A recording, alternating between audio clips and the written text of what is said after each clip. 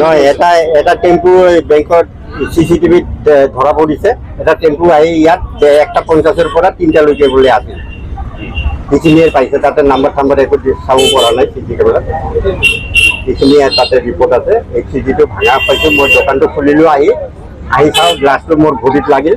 তেতিয়া মই চালোঁ ইফালে খিৰিকী ভাঙা, খিৰিকী খোলা, তাৰপিছত মোবাইলৰ দোকানটোৰ দৰ্জা ভাঙা, তাৰপিছত ইফালে চালোঁ চব এইবিলাক ডয়াৰবিলাক খোলা। হা, সেইখিনিয়ে মই পুলিচক জনাই আহিছোঁ।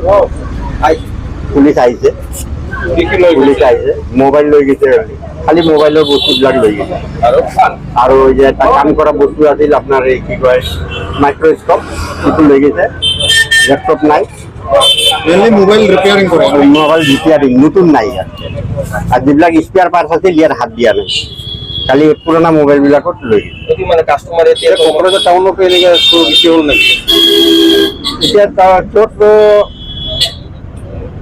এতিয়া বেছি হোৱাৰ নিচিনাই লাগিল আৰু এনে মেইন ৰোডত চুৰি হৈ গ'ল।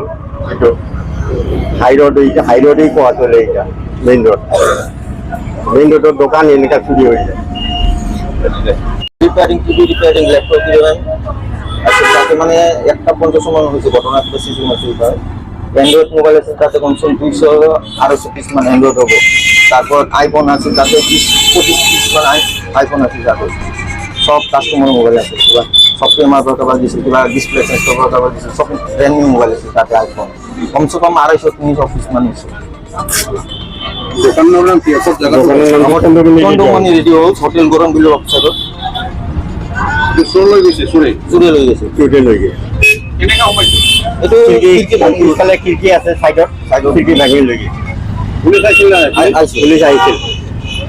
পুলিচ আহিছে, তদন্ত কৰি গ'ল।